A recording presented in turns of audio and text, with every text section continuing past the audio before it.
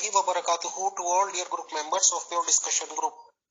आज हम इस्तकबाल करते हैं, वेलकम कहते हैं मोहतरम चौधरी मुश्ताक साहब फ्रॉम अमेरिका का, और उनसे हम जानकारी ले रहे हैं किस्त वाइज, सेशन वाइज, कि आखिर बचपन से लेकर उनकी जिंदगी में किन किन मराहिल से उन्हें गुजरना पड़ा है। तो आज इसी सिलसिले में थर्ड सेशन है। तो वी वेलकम मुश्ताक साहब एंड टोटली प्रोग्राम मैनेज किया जाएगा प्रोग्राम मैनेजर अर्शी मैम के जरिए। तो over to Arshi ma'am please, thank you.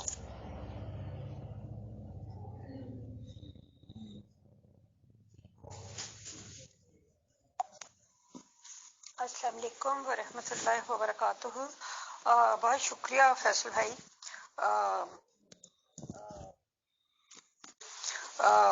आज हम मोहतरम जनाब मुश्ताक मलिक साहब के साथ तीसरी नशिस्त कर रहे हैं। ये जो एक सिलसिला शुरू हुआ है, इसमें मलिक मुश्ताक साहब अपनी जिंदगी के वाक़यात और हालात बता रहे हैं। फ्रॉम द वेरी बिगिनिंग उन्होंने स्टार्ट किया था और इसकी 2 किस्तें हो चुकी हैं, और आज मुश्ताक साहब वहीं से शुरू करेंगे जहां उन्होंने सिलसिला मुनक़ते किया था। तो इस तरह के प्रोग्राम्स इस लिहाज से अच्छे रहते हैं कि जो लोग ज़रा प्रोमिनेंट होते हैं उनके हालात ज़िंदगी जो हैं वो इस तरह से एक आप बीती की शक्ल में महफूज हो जाते हैं। तो मैं दावत दूं कि जनाब मुश्ताक मलिक साहब से कि तशरीफ़ लाएं और अपनी गुफ्तगू का आगाज़ करें। बहुत शुक्रिया। हाँ, फैसल भाई, आपने उन्हें चौधरी कह दिया था तो मैंने कहा यही इस्लाह कर दी जाए, वरना मलिक मुश्ताक साहब को शिकवा होगा कि पार्ट 3 तक आते आते हमने उनकी ज़ात बरादरी ही चेंज कर दी। जी अस्सलाम वालेकुम वरहमतुल्लाहि वबरकातुहू। मेरी तरफ से फैसल भाई और अर्शी आपा, आप दोनों को अस्सलाम वालेकुम, और हमारे सुनने वाले जो मेहरबान हैं उनको भी मेरी तरफ से अस्सलाम वालेकुम रहमतुल्लाहि व बरकातहू। अर्शी मैम, कई चौधरी लोगों से बातचीत हुई इत्तेफाक से सुबह से, तो चौधरी साहब मुंह पे लग रहा था तो मुश्ताक साहब के लिए भी चौधरी निकल गया, तो आपने तस्दीक कर दी कि वही से मुश्ताक मलिक। तो मुश्ताक मलिक साहब से भी माजरत, प्लीज वेलकम, शुक्रिया। जी अर्शी आपा, मैं तो खुश हो गया था कि चलो मेरी प्रमोशन हो गई है, कम से कम मलिक से मैं चौधरी बन गया। हो सकता है कल को ये मेरी रिश्तेदारी चौधरी ज़फरुल्लाह खान साहब से भी करवा देंगे, तो मेरे लिए तो ये ऑनर है। फैसल भाई, मैं आपका बड़ा मशकूर हूँ। आपने मुझे चौधरी ज़फरुल्लाह साहब के साथ मिला दिया। चले थोड़ी देर के लिए तो रहने देना था। सर, आज के इस इंटरव्यू में तो खुसूसी तौर पे आप चौधरी मुश्ताक साहब ही रहेंगे इंशाल्लाह, आपकी फरमाइश पर। अल्लाह आपकी रिश्तेदारी कर दे जहाँ आप चाहते हो। असल में मुझे पता नहीं है मुश्ताक साहब के मलिक अपने आप को चौधरियों से बेहतर समझते हैं या चौधरी अपने आप को बेहतर समझते हैं, ये ज़ात बरादरियों में क्या चक्कर हैं। तो मैंने इस ख्याल से कि ऐसा ना हो कि आप माइंड कर जाएं, और पता नहीं अब चौधरी अपनी जगह क्या चीज़ है और मलिक अपनी जगह क्या चीज़ है। चूँकि हम इस मैदान में बिल्कुल नाआशना हैं, इसलिए हमने कहा एहतियातन तस्हीह कर दी जाए।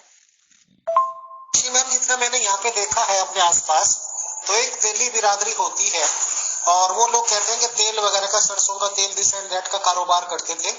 तो फिर आहिस्ता आहिस्ता मॉडिफिकेशन करते हुए कभी उन्होंने सामान्य लिखना शुरू कर दिया और कभी उन्होंने मलिक लिखना शुरू कर दिया।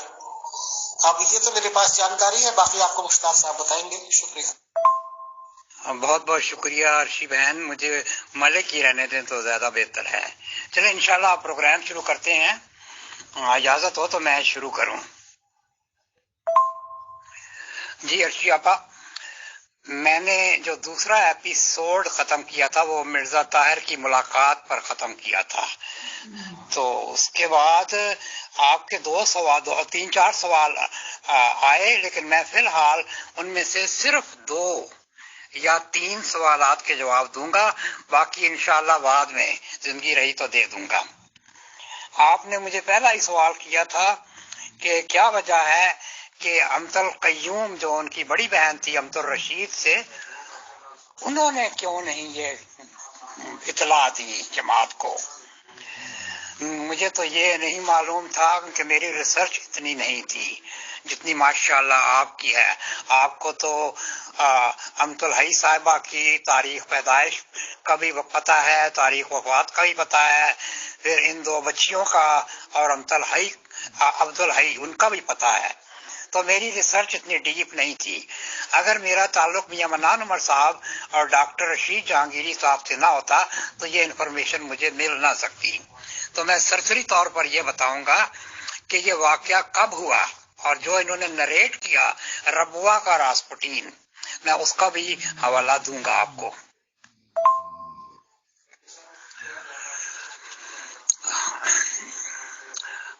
ارشی بہن، لگتا ہے کہ میرا جو ہے نا یہ انٹرنیٹ ذرا سلو ہے. یہ ٹھیک ہے، ہو گیا. ڈاؤن لوڈ نہیں ہو رہی تھی، اپلوڈ نہیں ہو رہی تھی، سوری.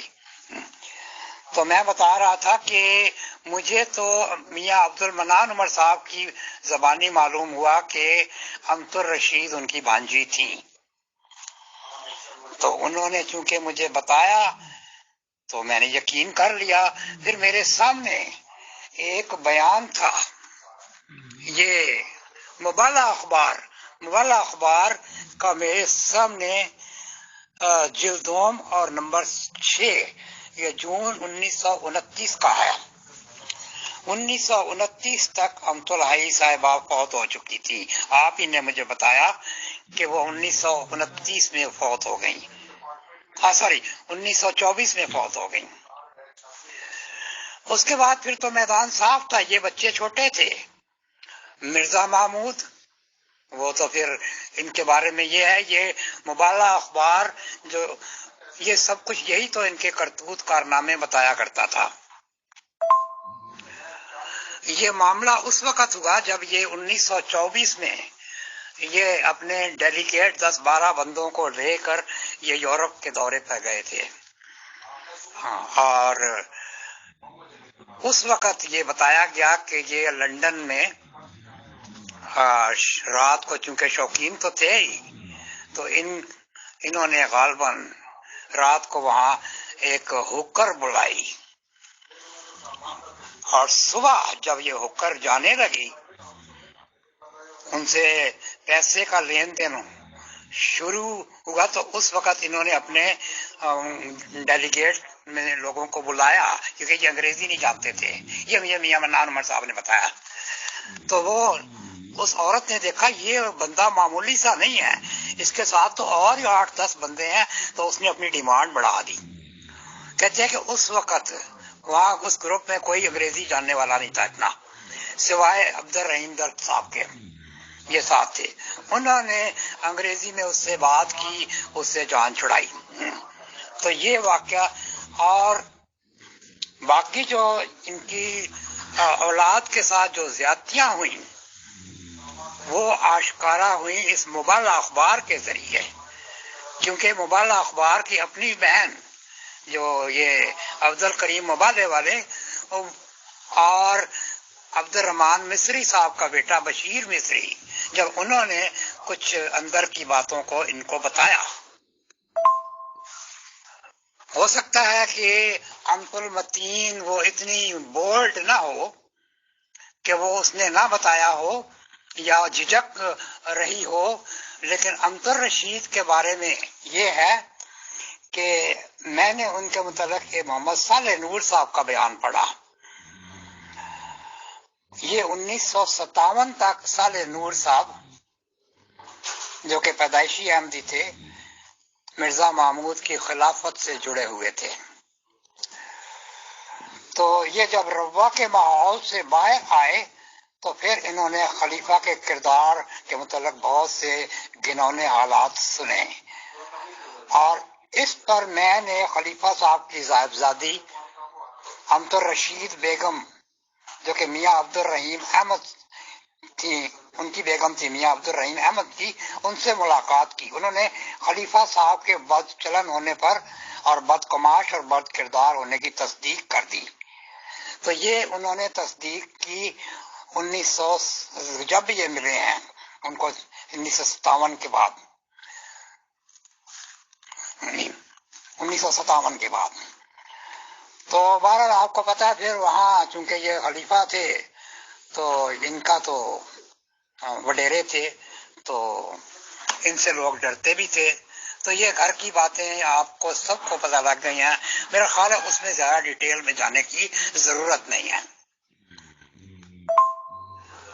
اب میں آتا ہوں دوسرے سوال کے متعلق. آپ نے مجھے یہ کہا کہ جب میں نے مرزا طاہر کو اپنا مقصد بتایا کہ میں اس مقصد کے لیے آیا ہوں تو ان کا چہرہ لال سرخ ہو گیا.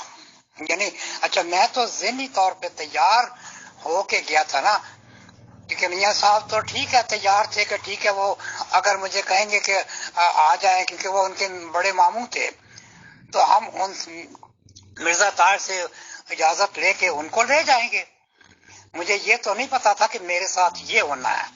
میرے ذہن میں یہی تھا کہ میں ایک خلیفہ کو ملنے جا رہا ہوں تو زیادہ سے زیادہ وہ کیا کریں گے، وہ انکار کر دیں گے یا کہیں گے ٹھیک ہے جی آپ اپنی جماعت کو کہیں کہ میاں صاحب کو یہاں بھجوا دیں.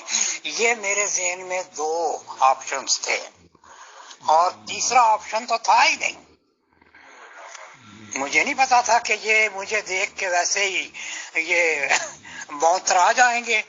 بہرحال ان کے منہ سے آواز نہیں نکل رہی تھی، ان کا رنگ لال سرخ، اور انہوں نے ایک دو فکرے جو بولے ٹوٹے پھوٹے جو بھی کہے میں اب وہ دہراتا نہیں ہوں، وہ بیکار ہیں. تو ساتھ ہی لائٹ جل گئی اور مجھے باہر نکال دیا گیا. یعنی وہ انہوں نے میری فوٹو بھی کھنچوائی. حالانکہ آپ نے نذرانے کے بارے میں پوچھا، میں نے سب سے پہلے جا کے نذرانہ دیا ان کو. 50 یورو نہیں تھے ان دنوں، پاؤنڈ تھے، وہ میں نے دیے. انہوں نے اس وقت 50 پاؤنڈ لے کر اپنے دراز میں ڈال دیے. اچھا میں کھڑا ہو گیا، میں نے کہا یہ ان کو لگتا ہے کہ بہت برا لگا ہے. میں نے ان سے دوسری بات نہیں کی، نکلنے لگا تو مجھے خود ہی یہ کہتے ہیں آپ نے فوٹو نہیں کھنچوانی. میرے ذہن میں یہ تھا کہ وہ کہیں گے کہ دیکھو میاں یہ تمہارا معاملہ نہیں ہے، یہ ہمارا گھر کا معاملہ ہے، تم اس میں نہ دخل اندازی کرو. میں تو ایک جماعتی ممبر کے حیثیت سے کیا تھا ان کے پاس. تو خیر جی میں نکل آیا. میں جہاں ٹھہرا ہوا تھا نا میں ان کے گھر گیا تو مجھے انہوں نے پوچھا کیا ہوا بھائی.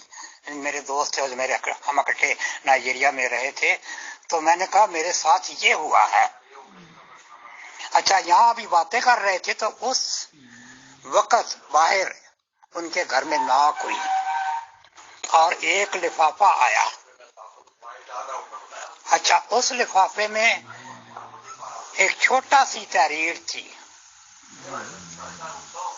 چھوٹی سی تحریر تھی کہ آپ نے یہاں آ کے شرارت کی ہے، یہ آپ کے 50 پاؤنڈ واپس. اچھا وہ نہیں سوری، اس وقت لفافے میں 50 پاؤنڈ تھے وہ دے گئے. اس وقت کوئی تحریر اس میں نہیں تھی. تو میں آپ کو یہ کہہ رہا تھا کہ وہ 50 پاؤنڈ جب آئے تو میں نے اپنے دوست سے کہا کہ یہ پیسے واپس کیوں آ گئے ہیں. کہتے ہیں ملک صاحب کیا آپ نے ان کو لفافے میں ڈال کے دیے تھے؟ میں نے کہا نہیں جی میں نے تو لفافے میں ڈال کے نہیں دیے، میں نے تو ہاتھ میں پکڑا دیے تھے، انہوں نے فٹ دراز میں رکھ دیے تھے.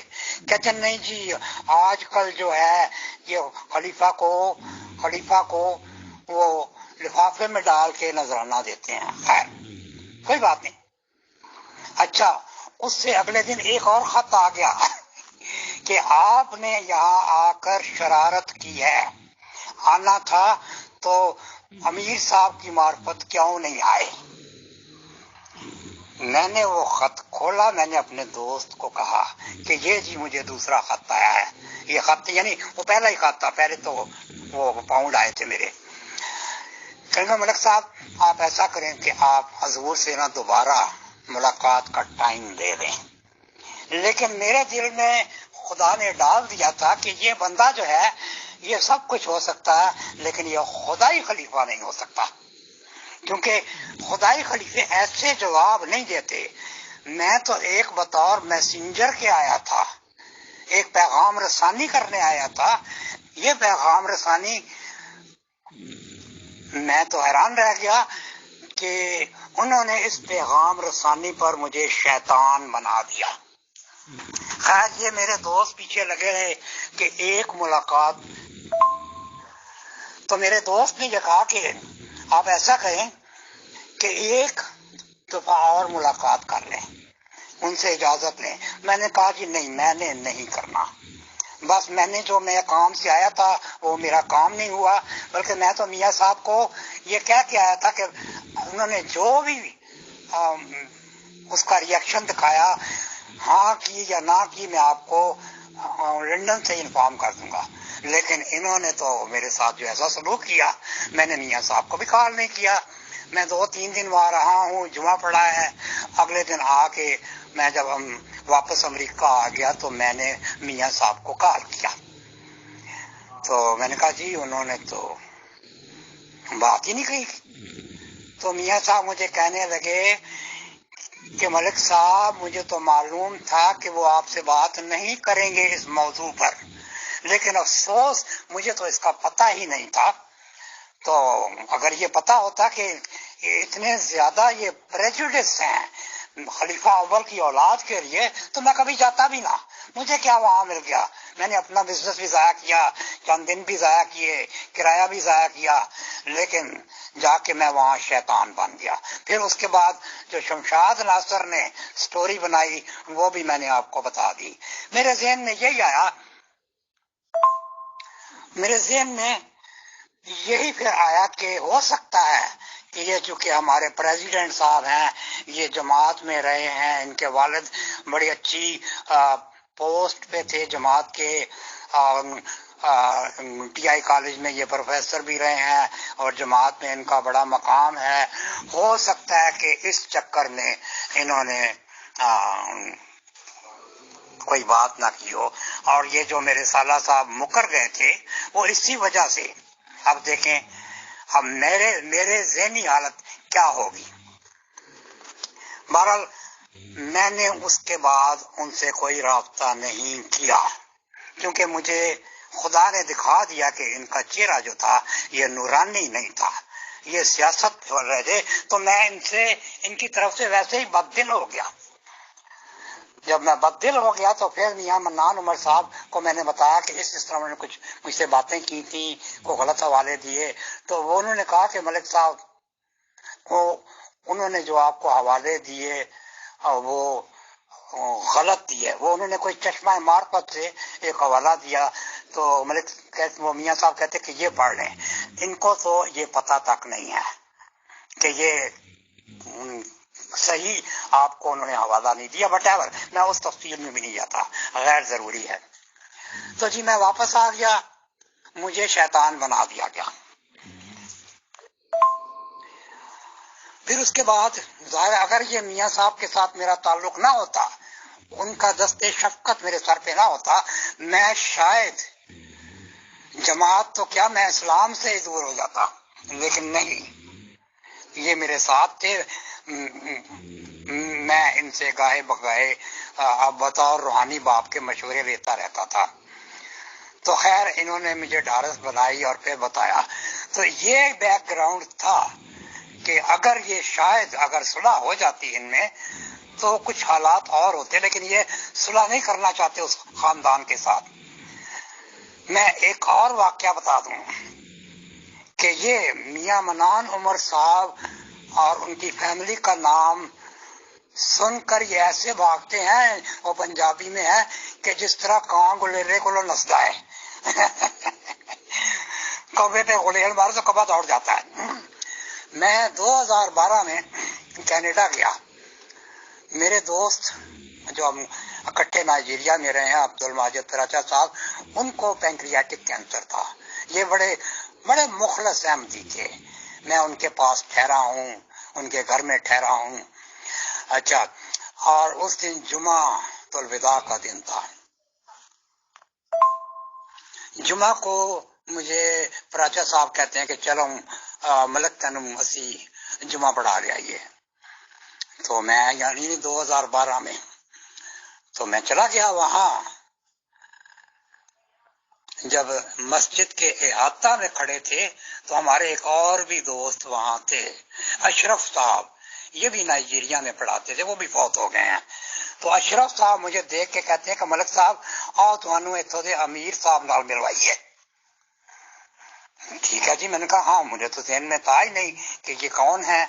वो जी पतले सुकड़े, ना कोई उनकी पर्सनैलिटी, ना कोई मैंने अपना तारुफ कराया उनसे। तो मुझे देख के कहते हैं आप टेक्सास से आए हैं, वहाँ टेक्सास में एक मुश्ताक मलिक होते हैं, क्या आप उनको जानते हैं, जो कि अक्सर ये यूट्यूब पे आके ये अपने वीडियोस देते रहते हैं। तो मैंने बड़ी इंकसारी से उनको जवाब दिया, जी वो खाकसार आपके सामने है, खड़ा है। अब देखिए ये बड़ी बात है, ये अपने अमीर से ऐसे बात नहीं कर सकते, लेकिन मुझे अल्लाह ताला ने जुर्रत दी थी, मैं इनकी आंखों में आंखें डाल के बात करता था। तो कहते हैं कि मलक साहब आपको हो क्या गया, आपके घर में कोई परेशानी हो गई, आपको जमात ने को डस लिया या किसी से शिकायत। वो यही समझ रहे थे कि शायद मेरी बीवी के साथ प्रॉब्लम हो गया, बच्चों का। मैंने कहा जी मलिक साहब, वो ही मलिक है, मलिक लाल खान साहब। मैंने कहा जी मलिक साहब बात ये नहीं है, मेरा ताल्लुक मियां मनान उमर साहब से है और उन्होंने ने ये सारी बातें बताई। लीजिए जी, जब मियां मनान उमर साहब का नाम मेरे मुंह से निकला है तो वो उन्होंने प्राचा साहब का बाजू पकड़ा और उनको अपने ऑफिस में ले गए। अंदर जाके कहते हैं कि ये यहाँ क्यों आया है। ये देखें, ये जो हमारी बहनें हैं ना कनाडा वाली, उनके लिए कि ये आपके जो अमीर साहब लाल खान साहब हैं, मुझसे पूछते हैं कि तुम्हें कोई प्रॉब्लम है। मैंने कहा नहीं जी, मुझे कोई प्रॉब्लम नहीं, मेरा सिर्फ ताल्लुक मियां मनान उमर साहब जो कि खलीफा अव्वल हैं के बेटे हैं उनसे था। अंदर जाके प्राचा साहब को कहते हैं कि ये यहाँ क्यों आया, हालांकि उस दिन तो जुमा था, मैंने तो जुमा पढ़ना था। अच्छा, जुमा पढ़ने के बाद मेरे कुछ और भी दोस्त वहां मिले, मुलाकातें हुई। उसके बाद जब हम घर जा रहे थे तो मुझे प्राचा साहब ने कहा कि अमीर साहब ने क्या कि ये बंदा आया क्यों थे। ये देखें, आप कहते हैं कि इनके दिल बड़े खुले हैं, ये तो अपनों को अंदर नहीं आने देते जो इनके क्रिटिक होते हैं, अहमदी। तो प्राचा साहब कहते हैं, मैंने उनको कहा जी हमारे तो बड़े पुराने ताल्लुकात हैं, इकट्ठे नाइजीरिया में रहे, हम बेरा से हैं। तो बाहर कहते हैं, तो फिर उन्होंने साथ ये भी कहा कि जी इनके जो ख्यालात हैं इनके अपने हैं, वो जान चुके थे कि मैं इनसे दूर हो गया हूँ। बहरहाल मैं इनकी तंग नजरी आपको बता रहा हूँ, ये सिर्फ खलीफा में ही नहीं है, ये शमशाद नासर में भी थी और ये अमीर जो कनाडा है इनमें भी थी। उसके बाद मैं उनके सामने नहीं आया, नमाज पढ़ी, चला गया। देखें इत्तफाकन क्या हुआ, ये मेरे दोस्त प्राचा साहब चंद माह के बाद फौत हो गए। ये ब्रैम्पटन में रहते थे, तो जाहिर मेरे भाइयों की तरह से हमारा बहुत प्यार था, बहुत प्यार था। अल्लाह पाक उनकी मग़फ़िरत फरमाए। इनके बच्चे मेरे हाथों में पले हैं, मैं उनकी बेटी की शादी पे भी गया हूँ। अच्छा, जब मुझे पता लगा कि प्राचा साहब फौत हो गए हैं तो मैं इसी तरह यहाँ से भागा हूँ। अच्छा, ये उस वक्त प्राचा साहब की तदफीन पर सारे पहुंच गए थे, तो मैं कब्रिस्तान में चला गया। जाहिर एक दो दोस्त थे, मुझे ले गए। अच्छा, कब्रिस्तान में फिर ये लाल खान साहब नजर आ गए। मुझे देख के इन्होंने ऐसे घूरा है और वहां से दूर भाग गए।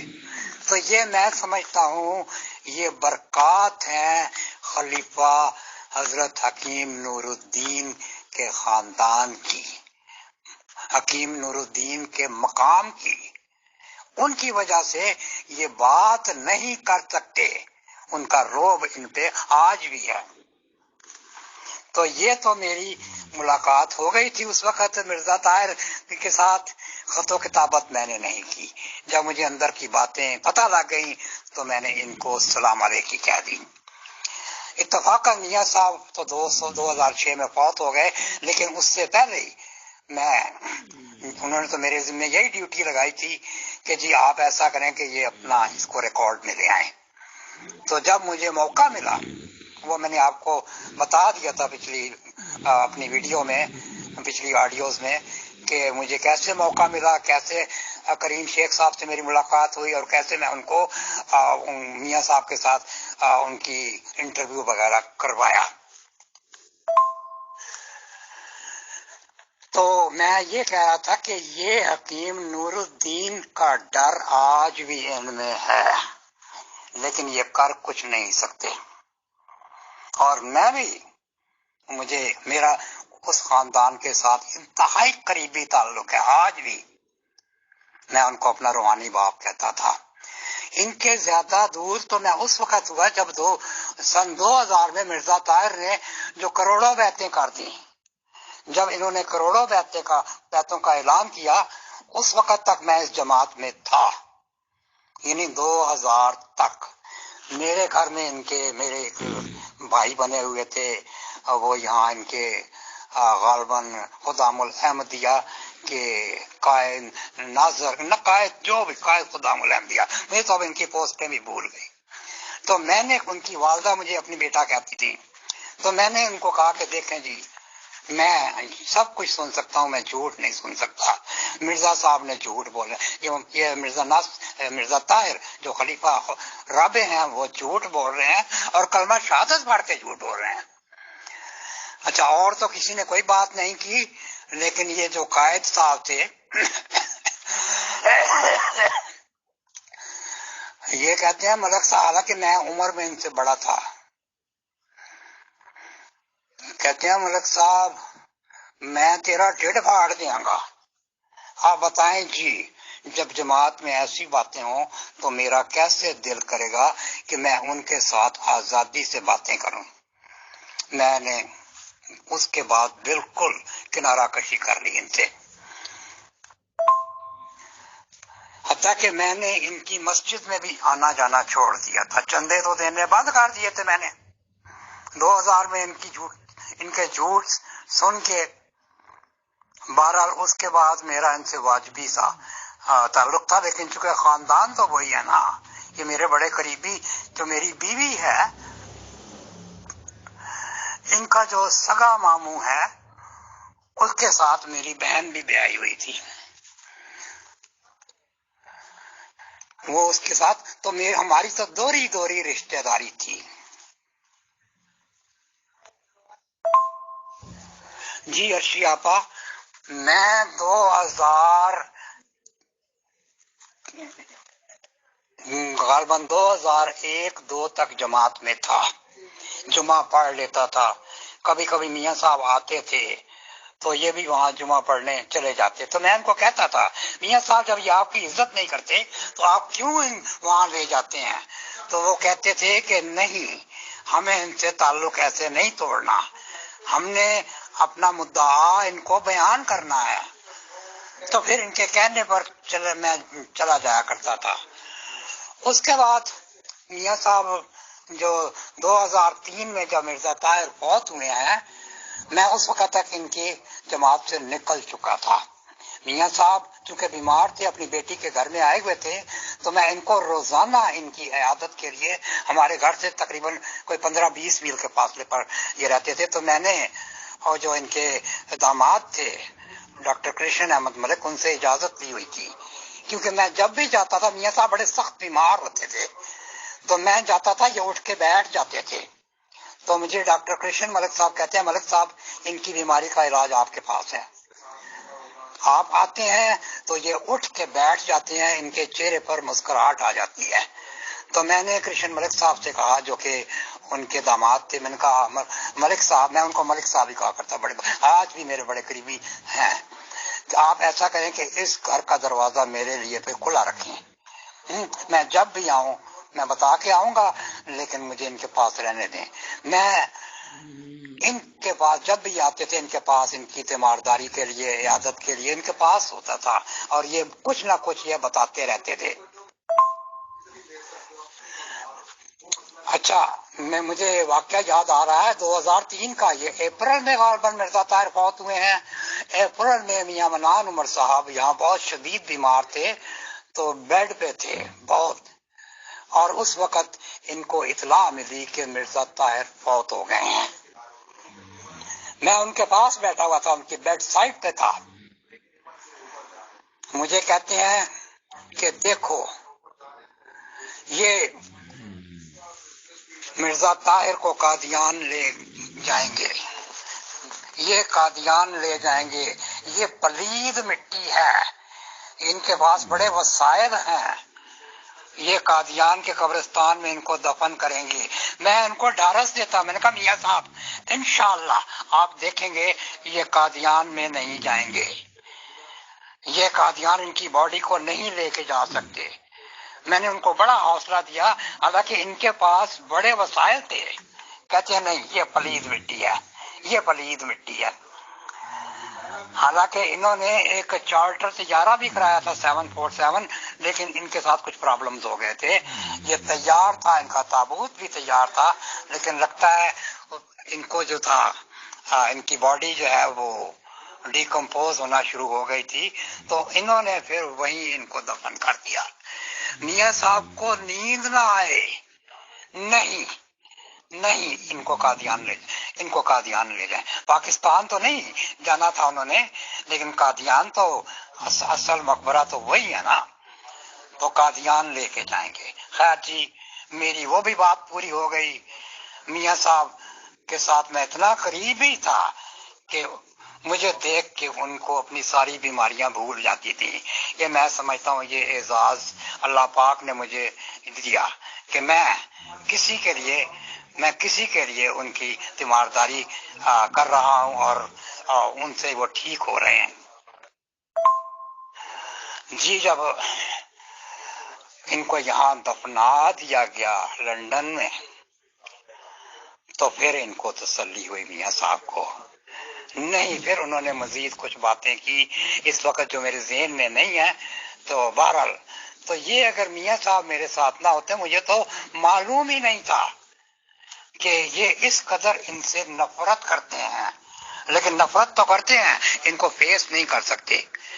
आपने फिर एक और बात की थी उसी सवाल में, जो दूसरा सवाल था कि मियां मनान उमर साहब की औलाद वो क्यों नहीं अपने और वालिद की जो जिंदगी पर कुछ किताबें लिखते या कुछ ऐसे उनके हालात कलम बंद करते।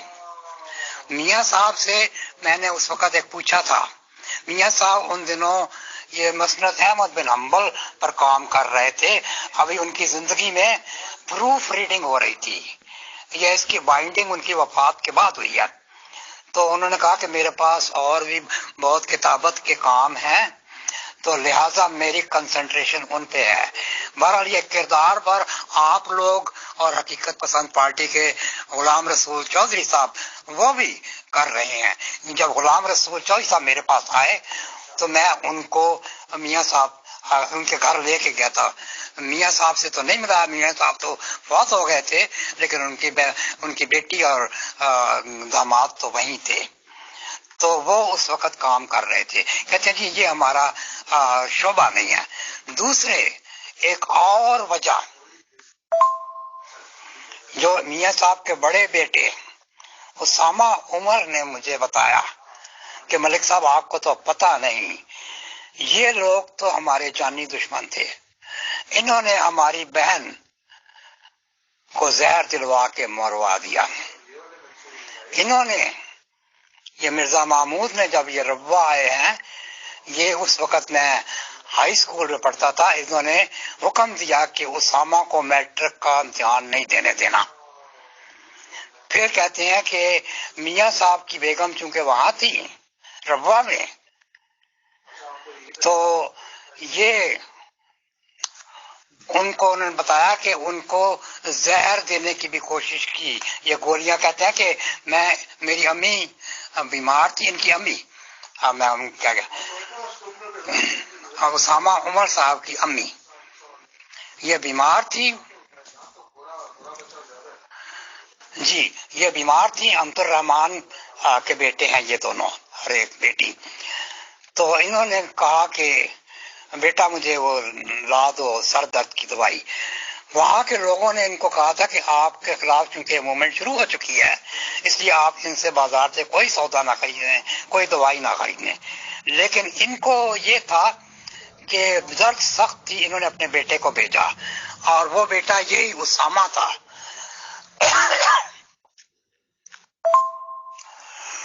اسامہ کو یہ جانتے تھے یہ میڈیکل سٹور والے، تو انہوں نے جا کے ان سے کہا کہ میری امی کو بڑے سخت سر میں درد ہے، ان کے لیے کوئی دوائی دے دیں. پہلے تو انہوں نے انکار کر دیا وہ جو میڈیکل سٹور والے تھے، لیکن بعد میں ہو سکتا ہے ایک دم سے ان کو سٹرائک ہو گیا کہ وہ یہ تو اس خاندان سے آیا، آج تو یہ قابو آیا ہے.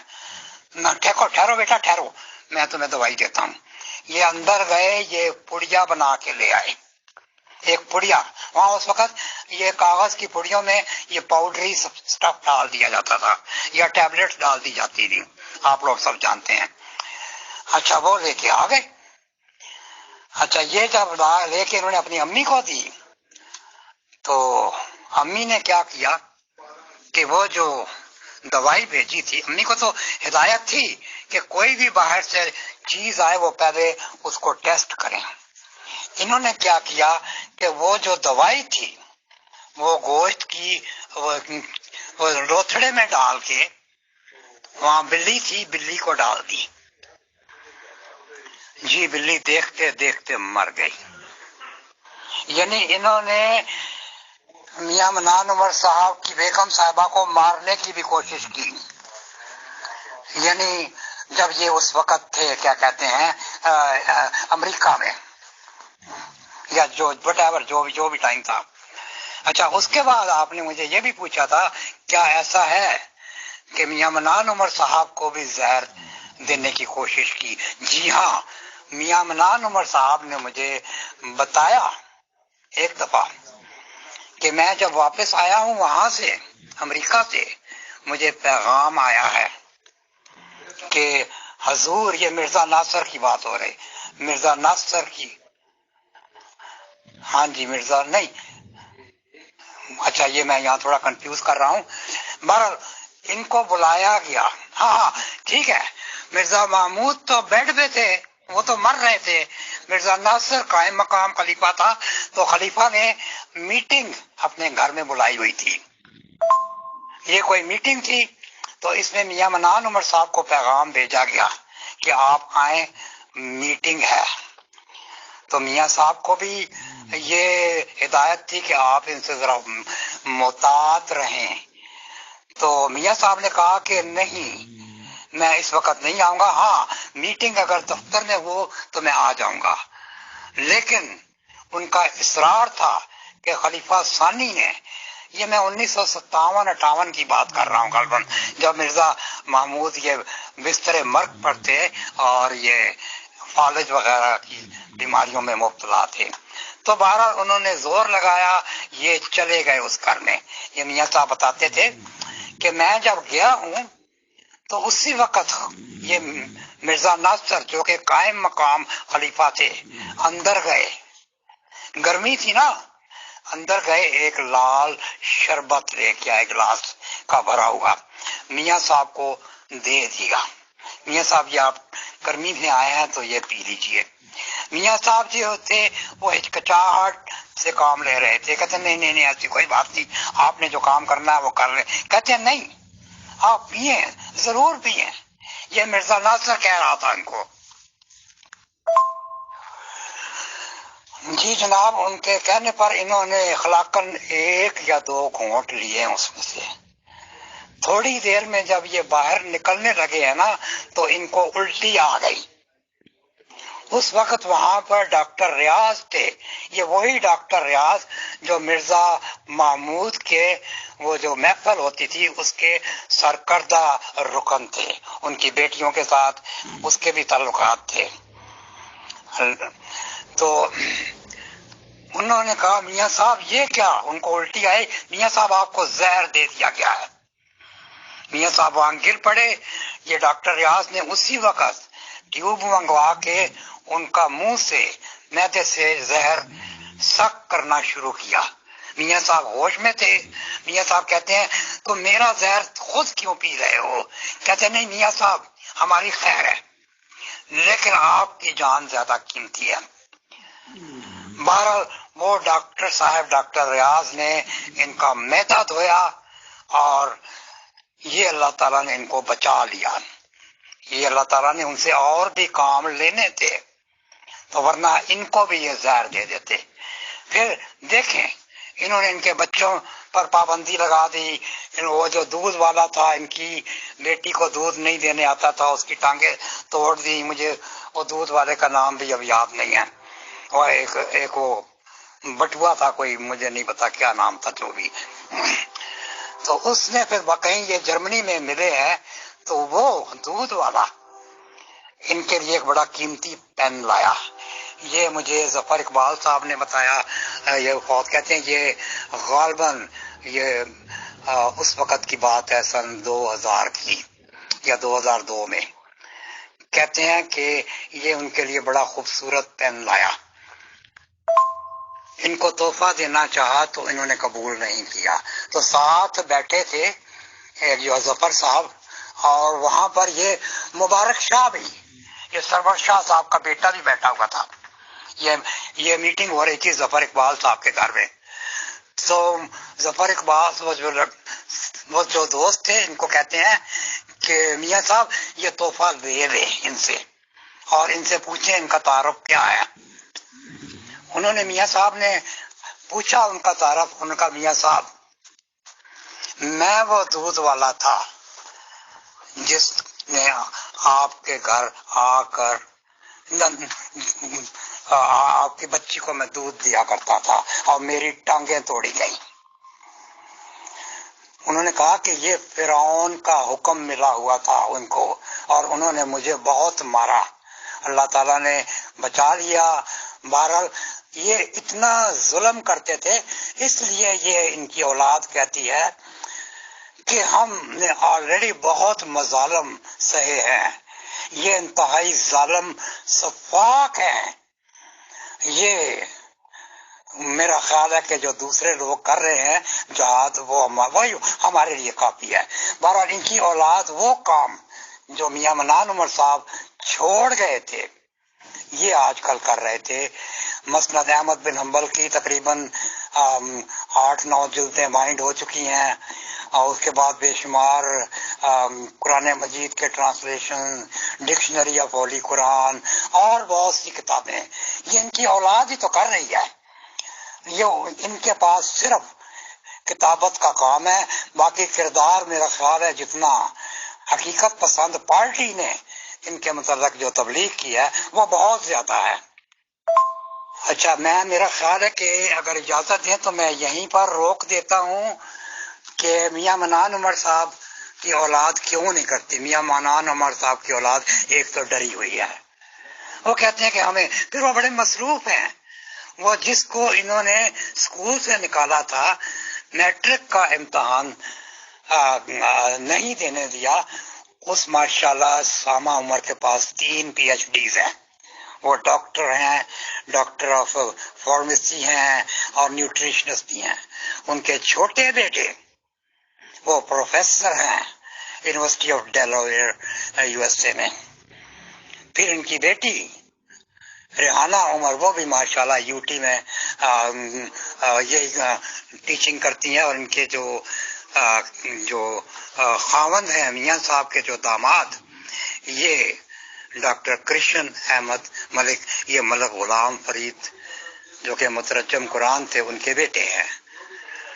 تو یہ تھا ان کا حدود اربا. اور یہ بہرحال جو میاں منان عمر صاحب کی بیٹی, جو میں ان کے گھر میں آتا جاتا رہتا ہوں نا ابھی, وہ کبھی کبھی کر جاتی ہیں ان کو جب ان کے لوگ آتے. اب تو خیر کورونا کی وجہ سے آنا جانا کم ہو گیا, لیکن وہ ان کو کہہ دیتی تھی کہ آپ کے خلیفہ صاحب نے جب میں 2 سال کی تھی انہوں نے میرا دودھ بند کروا دیا.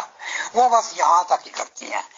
میرا خیال ہے کہ ہمارا کام اس فیلڈ میں ان کے کرداروں کو آشکارا کرنے میں اچھا خاصا ہو گیا.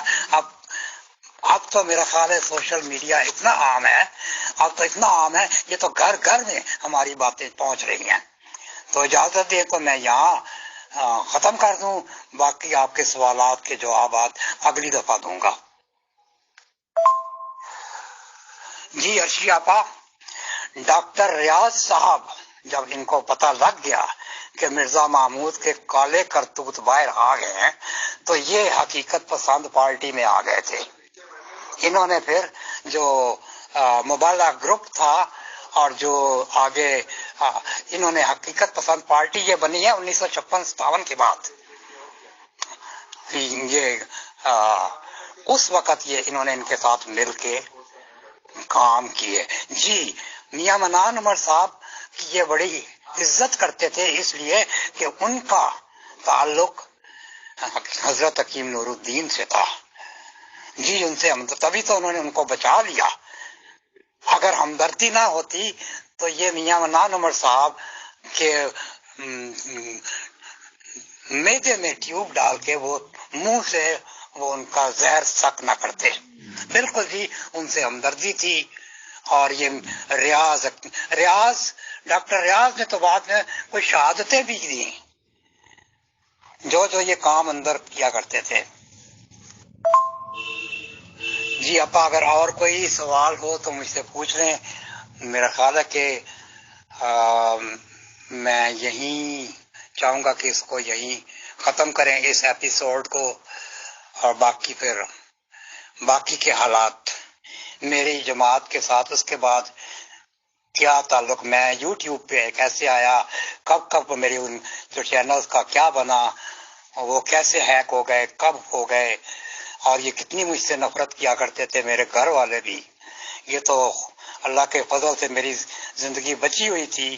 آج میں آپ کے سامنے کھڑا ہوں، لیکن شاید ہو سکتا ہے مجھے میرے ہی گھر میں وہ کام کروا دیا جاتا جو انہوں نے دوسرے لوگوں کے ساتھ کروایا. لیکن امریکہ میں یہ ایسا کر نہیں سکتے. انہوں نے صرف یہی کہنا شروع کر دیا تھا کہ یہ دماغی طور پر پاگل ہو گیا ہے. انہوں نے مجھے سائیکو بنا دیا اور مجھے سائیکیٹرسٹ کو بھیجا، سائیکولوجسٹ کے پاس بھی بھیجا، مجھے دوائیاں بھی دلوائیں. میں نے کہا نہیں، بات یہ نہیں ہے. بات یہ ہے کہ مجھے تکلیف ہوتی ہے کہ جب یہ میں سچ بولتا ہوں تو یہ آگے سے ریزسٹ کرتے ہیں. جج غلام رسول صاحب بھی میرے گھر میں ایک دفعہ آئے، میرے گھر میں رہے تقریباً ہفتہ 10 دن. میں نے ان دنوں ان کی ویڈیوز بنائی. تو جب میں ویڈیو بناتا تھا تو میری بیگم پیچھے سے برتن زور زور سے بجاتی تھی تاکہ وہ جیسے وہ کفار نہیں جیسے جب یہ قرآن پڑھا جاتا تھا تو یہ اونچی اونچی ڈھول بازے بجاتے تھے. یہ میری بیوی بھی یہی کرتی تھی. تو وہ چوہی صاحب مجھے کہتے ہیں ملک صاحب یہ جب آپ کی بیگم چلی جایا کرے نا اسکول اس وقت ویڈیو بنایا کرے. بہرحال یہ تھا میری تھوڑی سی کہانی. یہ میں نے آپ کو یہ کہانی 2010 تک کی سنائی ہے. اس کے بعد جب میرا چینل چلنے لگ پڑا تو میرے بہت سارے تعلقات ہو گئے، وہ مجھے گائیڈ کرتے تھے. میرے خیال اگلے ایپیسوڈ میں آپ کو بتاؤں گا کہ کون کون سے لوگ جو میرے رابطے میں آ گئے اور انہوں نے مجھے کیا کیا انفارمیشنز دی. جی میں ایک واقعہ بیان کرنا بڑا بھول گیا. یہ 2006-07 کی بات ہے غالباً، یا اس سے پہلے کی بات، جب یہ مارکیٹ میں ناصر سلطانی صاحب کا بھی مسلم موعود ہونے کا دعویٰ آ گیا، جمبا صاحب کا تھا ادھر ادھر. اس وقت یہ ڈاکٹر رشید جہانگیری صاحب بڑے ایکٹیو تھے اور میں بھی مسلم موعود کا بڑا پیروکار تھا. تو یہ تبلیغ ہو رہی تھی تو مجھے ڈاکٹر رشید جہانگیری نے کہا کہ جن کو آپ مسلم موعود کہتے ہیں وہ تو ایک بدکار لونڈے باز انسان تھا. اچھا جی، اس نے کہا کہ یہ بات میرے جو دادا تھے نا، جو بھی باڈی کارڈ تھے ان کے، میرے باپ کے دادا جو بھی تھے، وہ مرزا محمود کے باڈی گارڈ تھے، ان کا نام تھا عبدالاحد پٹھان. ان کے ذمے یہ ڈیوٹی لگائی گئی تھی کہ تم مبالغے والوں کا گھر قادیان میں جلا دو. تو کہتے ہیں میرے وہ جو بھی رشتہ تھا، باپ کا دادا یا جس کا بھی دادا یا جو بھی تھا، تو کہتے ہیں انہوں نے رات کو وہاں چھڑکا آئل، تیل چھڑکا اور جلا دی، آگ لگا دی. اس سے پہلے حکیم نور الدین کی بیوہ ان کو یہ خبر دے گئی تھی کہ آج تمہارے گھر میں آگ لگنے والی ہے، تو یہاں سے نکل جاؤ. تو خیر راتوں رات یہ مبالغے والے نکل گئے اور وہاں انہوں نے کیا کیا کہ امرتسر سے یہ مبالغہ اخبار نکالنا شروع کر دیا. جی تھینک یو ویری مچ ملک مشتاق صاحب. سبھی آڈیوز میں نے آپ کی ایک ایک لفظ سنا ہے، اور تاریخ کا یہ جو دوسرا رخ ہے اس کو بھی سامنے آنا بہت ضروری ہے، کیونکہ کوئی بھی انسان سچائی کا فیصلہ تب تک نہیں کر سکتا جب تک وہ تاریخ کے دونوں رخ نہیں دیکھتا. اب آپ کے ساتھ جو پروگرامز ہوئے ہیں اور ابھی بھی ہو رہے ہیں، اور اس کے علاوہ بھی باقی لوگوں کے ساتھ جو ہوئے ہیں، اس پہ مجھے اور فیصل بھائی کو بھی شدید تنقید کا سامنا کرنا پڑا ہے. اور جماعت احمدیہ کے لوگوں کا خیال ہے کہ جان بوجھ کر آپ لوگوں کو سامنے لا کر اور ہم آپ کے منہ میں بات لیتے ہیں اور آپ سے یہ باتیں کہلواتے ہیں. تو یہ بہت ہی نادانی کی بات ہے، کیونکہ ماشاءاللہ جتنی عمر کی بہاریں آپ دیکھ چکے ہیں اور جو آپ کی زندگی کے تجربات اور احساسات، مشاہدات، جو کچھ آپ بیان کر رہے ہیں، تو ہم میں سے کوئی بھی کیسے کسی کے منہ میں اپنی بات دے سکتا ہے جس نے جو کہنا چاہتا ہے جو وہ اپنی مرضی سے کہہ رہا ہوتا ہے. باقی اگلی آڈیو میں. لیکن مسئلہ یہ ہے کہ اکثر لوگ جو ہیں وہ حقائق کو جاننے سے ڈرتے ہیں، وہ ڈینائل کی کیفیت میں رہتے ہیں، کیونکہ اگر انسان حقائق کو جان لیتا ہے تو پھر اس کے اندر تحقیق کا شوق پیدا ہوتا ہے، اور وہ اس ساری عقیدت اور محبت کے جو یک طرفہ جذبات ہوتے ہیں ان سے نکل آتا ہے. تو اس لیے لوگ عام طور پہ ڈینائل کی کیفیت میں رہنا چاہتے ہیں. جس طرح کبوتر اگر بلی کو دیکھ کر آنکھیں بند کر لے اور یہ سمجھے کہ بلی مجھ پر حملہ نہیں کرے گی، تو یہ اس کی بھول ہوتی ہے، کیونکہ آخر کار یہ دنیا جو ہے جس پیٹرن پہ خدا تعالیٰ نے اس کو ڈیزائن کیا ہے، اس میں آخر کار فتح حق کی ہوتی ہے. اور بہت لمبے عرصے تک جھوٹ اور ملمہ سازی جو ہے وہ چلتی رہتی ہے، لیکن آخر کار ملمہ جو ہوتا ہے وہ اوپر سے اتر ہی جاتا ہے، اور اصل چیزیں جو ہیں وہ وقت کے ساتھ ساتھ سامنے آ جاتی ہیں. تو بہرحال ہم اپنی کوشش جاری رکھیں گے، اور کوئی بات نہیں، کسی کے برا بھلا کہنے سے کچھ نہیں بگڑ جاتا. جب بھی کوئی سچائی کا پرچم ہاتھ میں تھامتا ہے اور حق کی تلاش میں نکلتا ہے تو یہ سارے مسئلے اس کو فیس کرنے پڑتے ہیں. اور جو بندہ حق کو سمجھ لیتا ہے پھر اس کو اپنا کمفرٹ زون جس میں وہ رہ رہا ہوتا ہے وہ چھوڑنا پڑتا ہے، اور اکثر لوگوں میں اتنی ہمت نہیں ہوتی کہ وہ اپنا کمفرٹ زون چھوڑیں اور اس کے بعد باہر نکل کر حقائق کا سامنا کریں. وہ جہاں مزے میں بیٹھے ہوتے ہیں اور جہاں ان کو ساری ایک کمفرٹیبل صورتحال ہوتی ہے اس میں وہ رہتے چلے جاتے ہیں. لیکن کوئی نہیں، کچھ لوگوں کو خدا تعالیٰ معاشرے کے ضمیر کے طور پہ چنتا ہے، وہ معاشرے کا ضمیر ہوتے ہیں. جس طرح ضمیر جو ہے وہ کچوکے دیتا رہتا ہے اور حق بات جو ہے وہ انسان کے دل سے اٹھتی رہتی ہے، اسی طرح کچھ لوگ ہوتے ہیں جن کو خدا نے معاشرے کے ضمیر کے طور پہ چنا ہوتا ہے. بہت برا بھلا انہیں لوگوں سے سننا پڑتا ہے، لیکن وہ اپنا کام ترک نہیں کرتے، وہ کر نہیں سکتے ہوتے، وہ مجبور ہوتے ہیں. جس طرح جس کو خدا کسی کام کے لیے چن لیتا ہے اس کے اندر وہ حوصلہ بھی دے دیتا ہے، جرأت بھی دے دیتا ہے، نالج بھی دے دیتا ہے، تحقیق کا شوق بھی دے دیتا ہے، جب وہ یہ سب کچھ دے دے تو انسان کو سمجھ لینا چاہیے کہ خدا تعالیٰ نے اس کو اس کام کے لیے چنا ہے، اس لیے اس کو اس کے اندر وہ ذوق و شوق جو ہے وہ دیا ہے۔ اور خدا جس کو جس منصب کے لیے چنتا ہے اس کو اس منصب سے پیچھے نہیں ہٹنا چاہیے کسی بھی صورت میں، ورنہ وہ ایک طرح سے خدا تعالیٰ کے حکم کی خلاف ورزی کرنے والا ہوتا ہے۔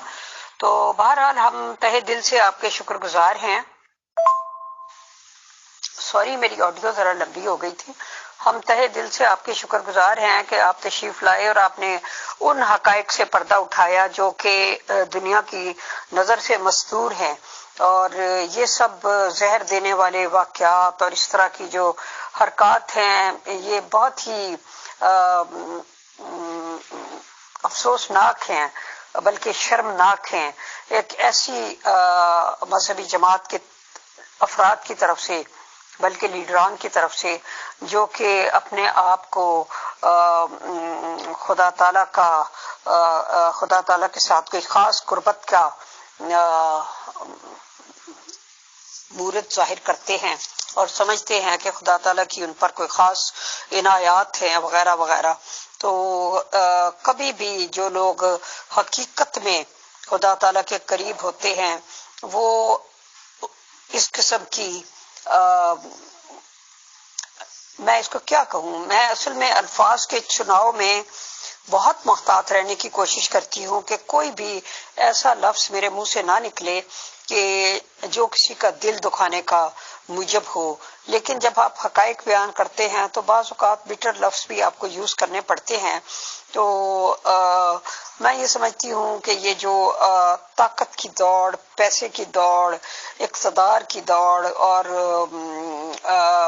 باقی دنیا میں عیش و عشرت سے رہنے کی خواہش اور یہ ساری چیزیں جو ہوتی ہیں یہ کبھی بھی خدا رسیدہ لوگوں کا خاصہ نہیں ہوتی۔ ان کی زندگی کا پیٹرن ہی بالکل مختلف ہوتا ہے۔ ان کے قریب رہنے والا جو ہوتا ہے وہ ہمیشہ یہ سمجھتا ہے کہ اس کو محبت اور عزت اور رسپیکٹ دی گئی ہے، نہ کہ یہ کہ اس کو بہت اپنے سے فاصلے پہ رکھا گیا ہے۔ خیر، بہت سی باتیں ہیں، یہاں پہ اختتام کرتی ہوں اور آپ کا شکریہ ادا کرتی ہوں۔ Thank you very much. باقی یہ کہ ہر دور میں ایسے لوگ پیدا ہوتے رہے ہیں جو حقیقت سے پردہ اٹھاتے رہے ہیں، اور حقیقت پسند پارٹی اور وہ دور جو تھا ان لوگوں نے اپنے حصے کا کام کیا، اور اس کے بعد جو رابعہ انقلابی والا دور آیا ان لوگوں نے اپنے حصے کا کام کیا۔ اب آپ اور آپ جیسے اور بہت سے لوگ ہم سب اپنے حصے کا کام کر رہے ہیں، اور آگے اور اللہ تعالیٰ ایسے بہت لوگ پیدا کر دے گا جو اپنے اپنے حصے کا کام کریں گے۔ تو انشاءاللہ یہ سلسلہ جو ہے وہ اس طرح چلتا رہے گا، کیونکہ یہ خدا تعالیٰ کا خاصہ ہے کہ وہ ہر فرعون کے لیے ایک موسیٰ ضرور پیدا کرتا ہے، اور ہر نمرود کے لیے ایک ابراہیم ضرور پیدا کرتا ہے۔ تو یہ خدا تعالیٰ کا ازل سے طریقہ رہا ہے۔ خدا تعالیٰ کا جو پیٹرن ہے دنیا میں اس کو سمجھنے کی کوشش کی جائے تو یہ چیزیں کوئی اچنبھا نہیں لگتی۔ یہ وہی سنت اللہ ہے اللہ تعالیٰ کی جو ازل سے چلی آ رہی ہے اور ابد تک دہرائی جاتی رہے گی۔ سوال یہ ہوتا ہے کہ ہم تاریخ کے کس طرف کھڑے تھے؟ آیا ہم اپرچونسٹ لوگوں کے ساتھ کھڑے تھے؟ آیا ہم فرعونیت رکھنے والے لوگوں کے ساتھ کھڑے تھے، یا ہم موسیٰ کے فالوورز کے ساتھ کھڑے تھے؟ بات یہ ہے کہ یہ کہنا کہ جی ہماری زندگی تو فرعون والی ہو اور ہماری عاقبت موسیٰ والی ہو، یہ پاسبل نہیں ہے۔ جو لوگ فرعون والی زندگی پسند کرتے ہیں ان کو فرعون والی عاقبت کا سامنا کرنا پڑتا ہے، اور جو اپنے لیے موسیٰ والا طرز زندگی پسند کرتے ہیں تو انہیں موسیٰ والی عاقبت نصیب ہوتی ہے۔ وما علینا الا البلاغ۔ پوری جاتے بہرحال وہ چیزیں سہج کے رکھی جاتی ہے، اور اگر ان کو شیئر کیا جائے تو لوگوں کو بھی کافی علم مل سکتا ہے۔ بہت شکریہ، جزاک اللہ۔ السلام علیکم ورحمۃ اللہ۔ چودھری مشتاق صاحب۔ السلام علیکم۔ اب پتہ نہیں آپ کی سوال آپ سے کرنا ہے یا محترم ملک صاحب سے کرنا ہے، لیکن ان کا کلپ سنا، وہ فرما رہے کہ حقیقت پسند پارٹی سے متعلق، تو کیا یہ پارٹی اس وقت نئی وجود میں آئی تھی یا اس کا وجود پہلے سے تھا اسے کچھ عرصہ قبل سے، اور اس پارٹی کے ممبران کون کون تھے؟ تو اس کے مقاصد کیا تھے. اگر میں ان کا یہ اشارہ درست سمجھوں تو یقیناً میرا سوال بنتا ہے. اگر مجھے سمجھنے میں کچھ کمی پیشی آئی تو پھر میرے خیال سے سوال یہ بیکار ہے. اگر سوال درست ہے تو آپ وہ لنک میں لگا سکتی ہیں، ادروائز پھر پین کرتے. اگر سوال صحیح نہیں ہے تو پھر رہنے دیجیے گا. شکریہ.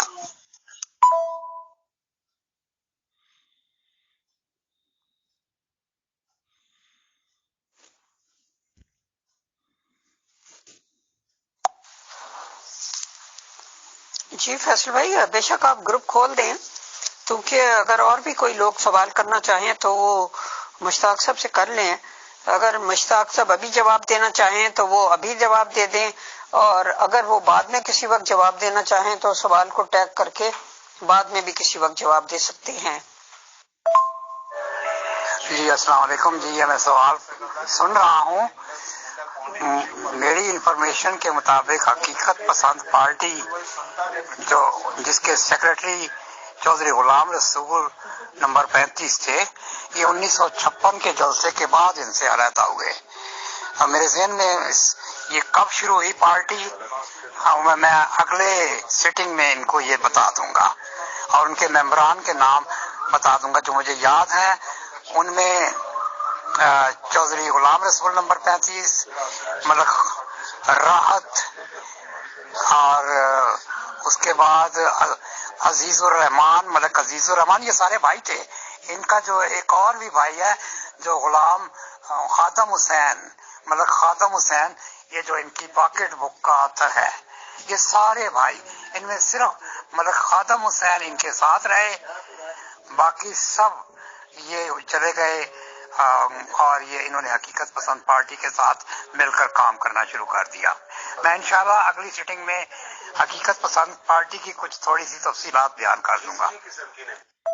گیسٹ ہوتے ہیں تو دوران جب السلام علیکم ورحمۃ اللہ وبرکاتہ to all dear group members of pure discussion group.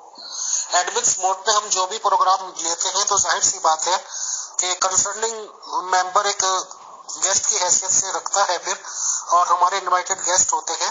تو دوران جب ایڈمن موڈ لگا ہوا ہوتا ہے تو ہم ممبرس کے وہ سوال تو لے لیتے ہیں جو انہوں نے آڈیو میں پوچھ لیے ہیں اور وہ سوال کر چکے ہیں، وہ بھی پروگرام مینیجر ہی ڈیسائیڈ کرتے ہیں.